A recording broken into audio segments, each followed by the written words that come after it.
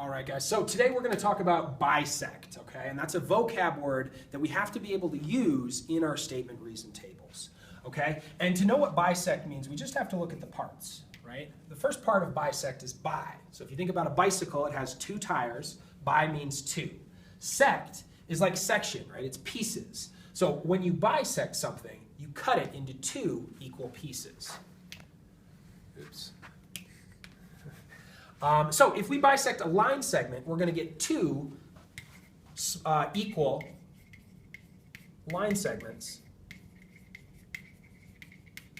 And if we bisect an angle, we're also going to get two equal parts.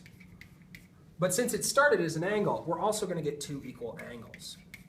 So let's take a look at what that looks like.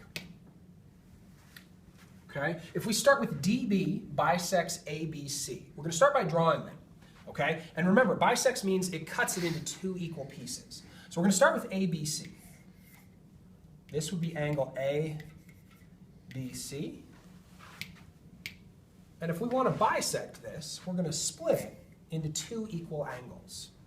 Okay? So our bisector is called DB. B is already down here, so we're going to put D out here. And we know that this is broken into two equal angles. So the statement, when you're building out your proofs, that we could take from this drawing is that ABD is congruent with this other angle here on the bottom, CBD. Okay, and the reason that's going to go in your statement reason table is just the definition of bisect. Right? We know that these two things are the same because we know what bisect means. If this gets split into two equal pieces, we know the two pieces are the same. So we're just going to write definition of bisect. And we can tackle this one other way, right? DB bisects AC. This time I'm not dealing with an angle, so I'm not going to draw an angle. Instead, I've just got a line segment that goes from A to C. And again, it's being bisected by this other line. We can call this point here B or D. It doesn't really matter for this problem. Okay, we end up with something that looks like this. And once again, if AC is being bisected, it's being cut into two equal parts. They're not angles this time, they're line segments. So we know that this line segment and this line segment are equal. And we're going to write that here as AB is congruent with BC. And the reason is the same reason we had before, right? We know those parts are the same because we know the definition of bisect. Now, the whole reason that we've been learning about bisectors so far is what does that look like in our triangle proofs? So we're going to take the understanding Mr. Matthews just explained, and we're going to see what does that look like when we do a statement reason table where we're trying to prove that ABC, that triangle, is congruent to the triangle down here, ADC. So first, let's look at our given information and mark up what we know. Line segment BC is congruent to line segment CD. So I'm going to find BC and put my little tick mark on it. I'm going to find CD and put another little tick mark on it. We know those two sides are the same, and I can just write that directly into my statement reason table. How did we know that? It was literally given to you. And now let's see what else do we know over here. So this is the new information Mr. Matthews was just explaining. AC bisects angle BCD. Now what's confusing is what's getting split into two equal pieces, the line segment or the angle.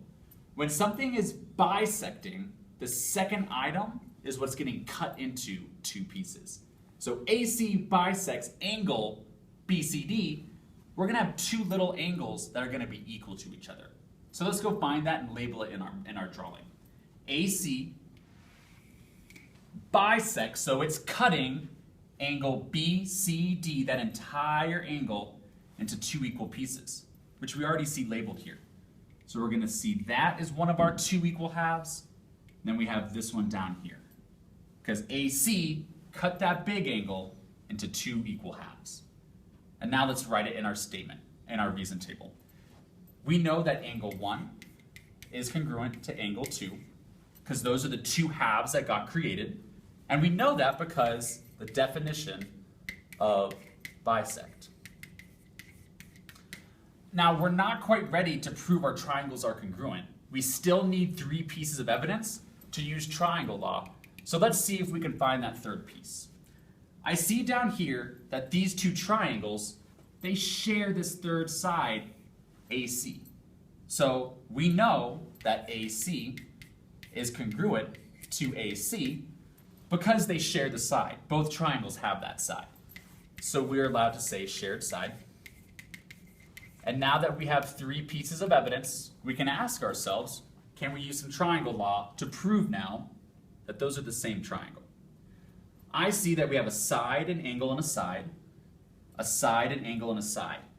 And since the angle is in between the 2 sides I know about, this is going to be SAS law, side, angle, side. And I can say now that triangle ABC is congruent. So if I went up to B and down the side marked with 1, I'm going to go down to D and up the side with 1. So triangle ADC. And we're done.